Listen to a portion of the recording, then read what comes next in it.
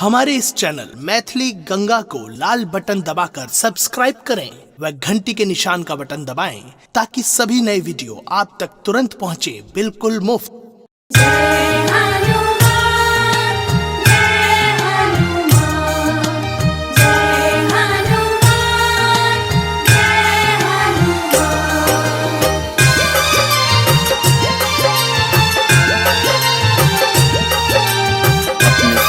गंगा कैसे अंजनी की ललना ललना अंजनी की ललना ललना अंजनी की ललना हनुमान जी के महिमा देखियो ना अंजनी की ललना ललना अंजनी की ललना ललना अंजनी की ललना।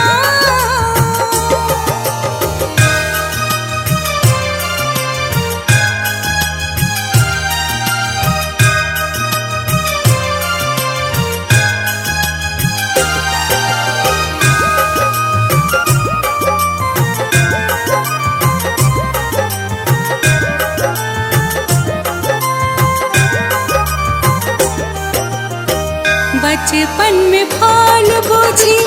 दिन कर घोटला हूँ दिन कर घोटला हूँ दिन कर घोटला हूँ चारू कात देखो अनहार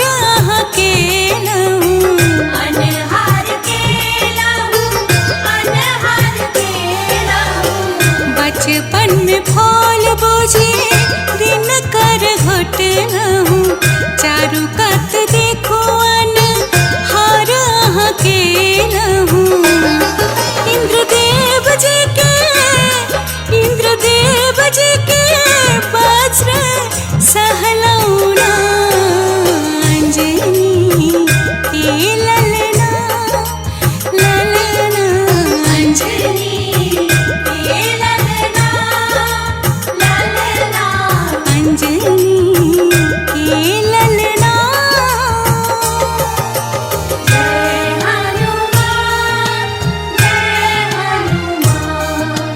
जय हनुमान जय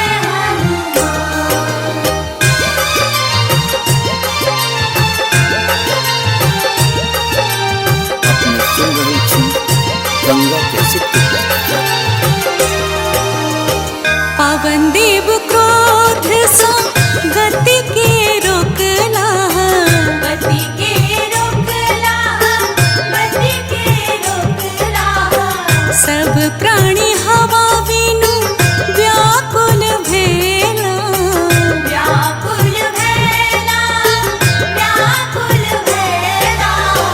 पवन देव क्रोध सा गति के रोकला सब प्राणी हवा बिनु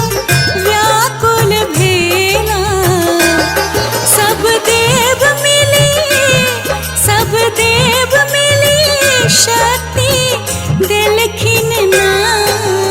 अंजनी की ललना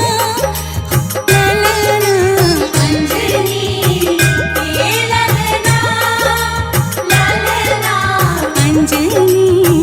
की ललना।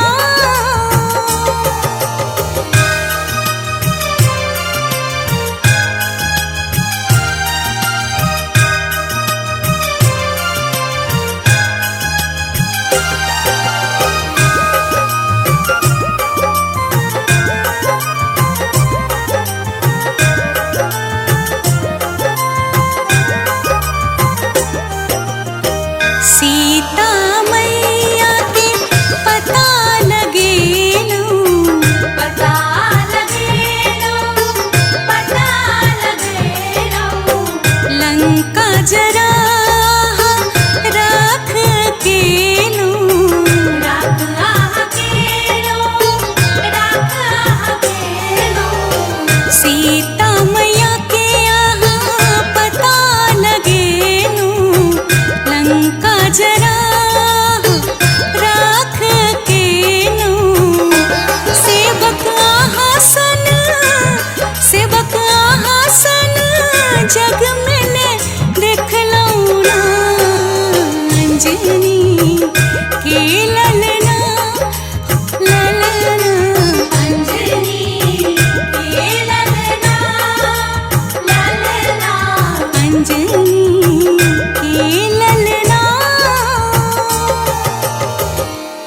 हमारे इस चैनल मैथिली गंगा को लाल बटन दबाकर सब्सक्राइब करें व घंटी के निशान का बटन दबाएं ताकि सभी नए वीडियो आप तक तुरंत पहुंचे बिल्कुल मुफ्त।